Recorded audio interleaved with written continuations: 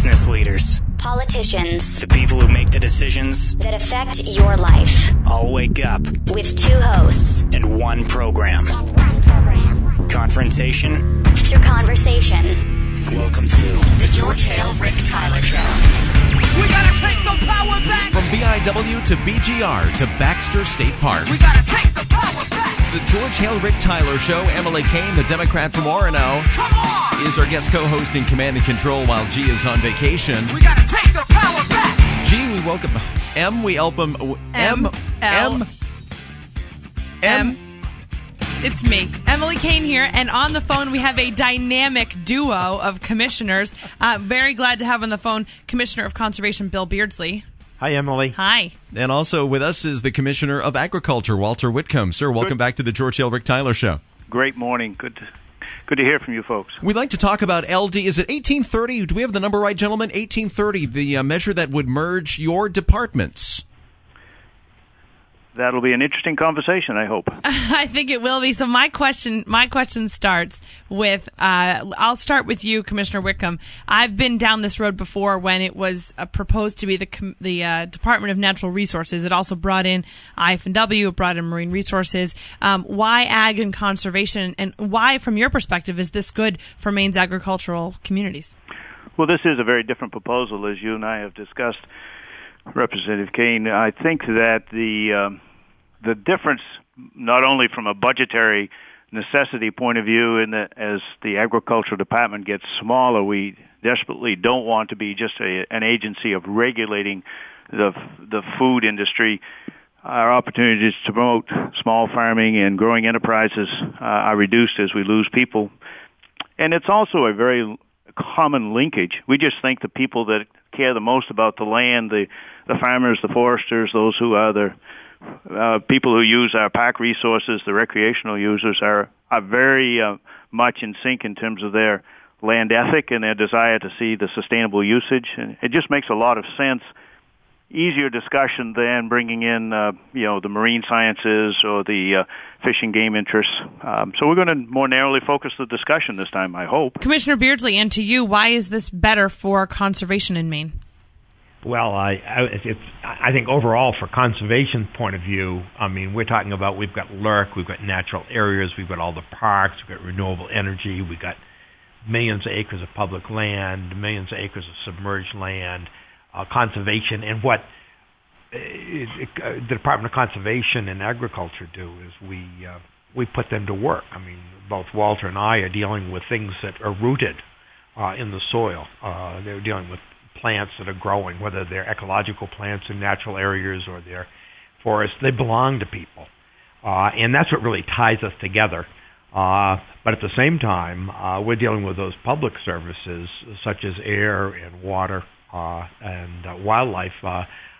Those things are somewhat unique. They tie together what we are, but they beat to a different drummer, and that's one reason why we didn't tie everything together. But certainly the continuum between agriculture and forestry and the interface between those two activities and conservation and public access are very closely tied, and that's the real merit we see in bonding together. And our offices are right next to each other. Oh, that's handy right there. Maine's Commissioner of Conservation, Bill Beardsley, along with Maine's Commissioner Walter Whitcomb, Maine's Commissioner of Agriculture, Walter Whitcomb, on the George Hale, Ric Tyler Show.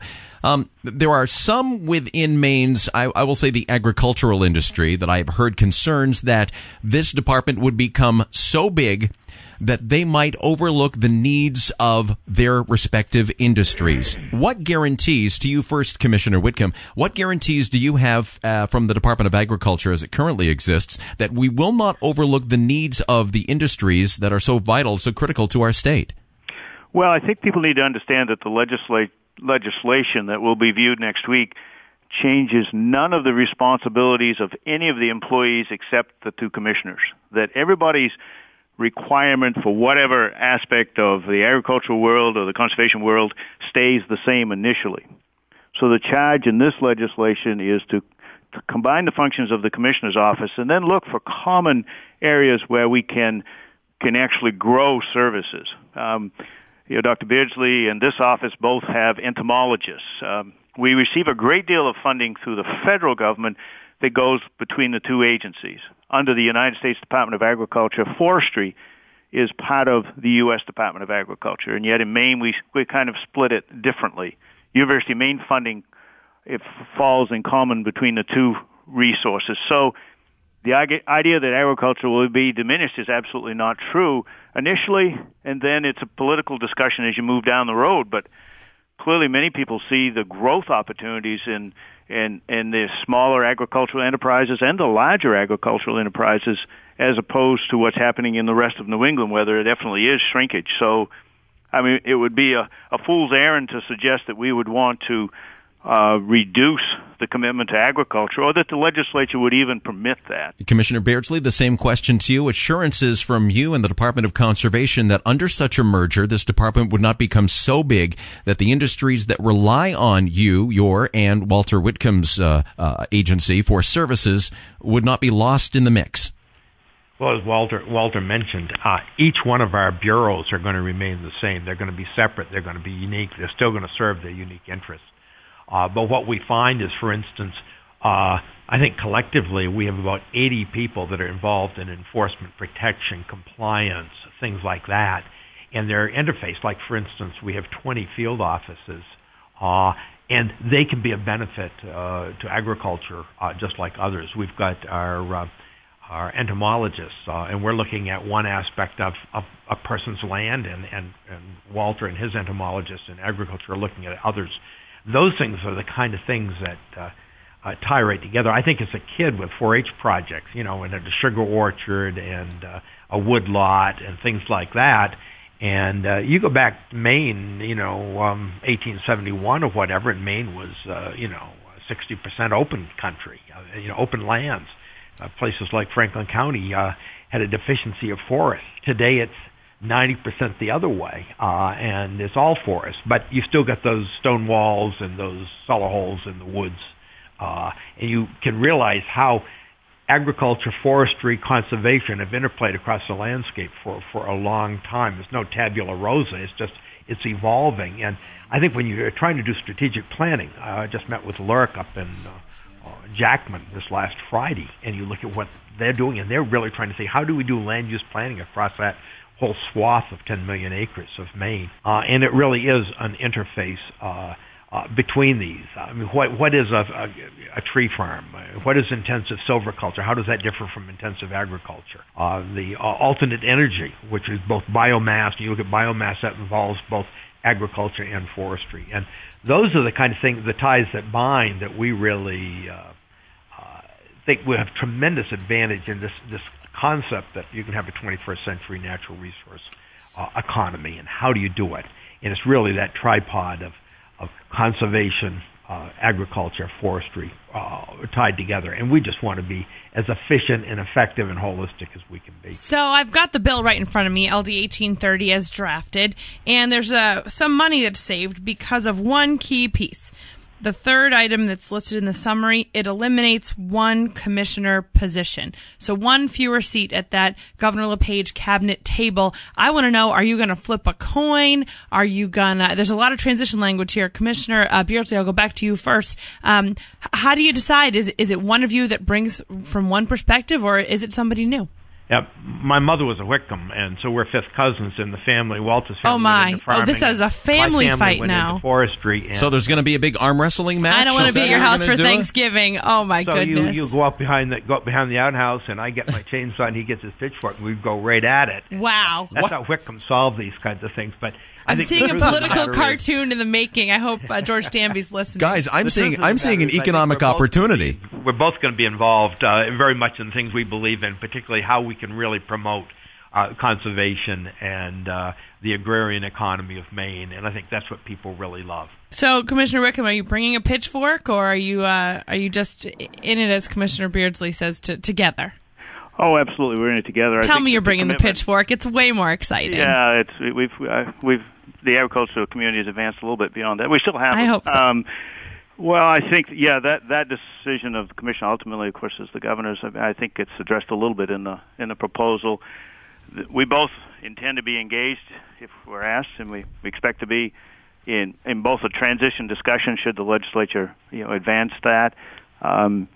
and it's an exciting opportunity. I mean, the things that are done in Augusta within the agencies, in terms of the financial side, the HR side, the other kinds of things that nobody sees or has to see, it makes some sense that we coordinate those functions in a more efficient way.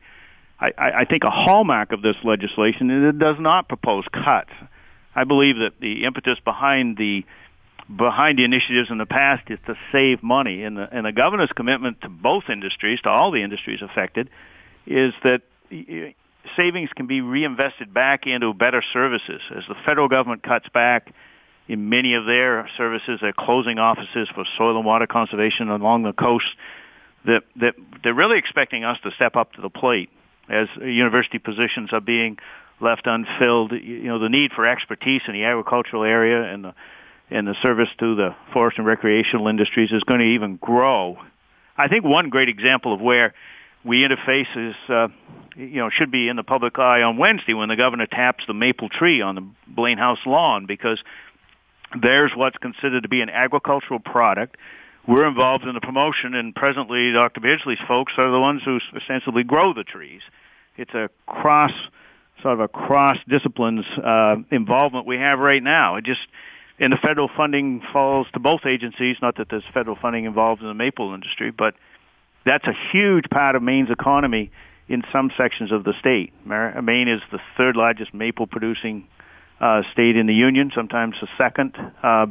We've got great opportunities to grow that industry. Why have foresters out on one side of things, LRC doing their thing, sometimes not actually being very helpful to the maple producers, and then us doing some small segments of marketing, but not having resources to do very much. Commissioner Whitcomb, I'm glad you just said that. Just got an email pinged in just moments ago. You've got mail. It's from GHRT listener Tom, and we're going to toss this to you, Commissioner Beardsley, and that is, LRC is still in the mix, and LRC is such a...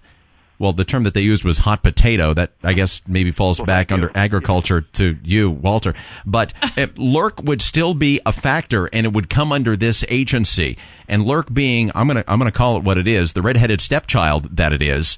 Can this new merged department handle LRC, Commissioner Beardsley?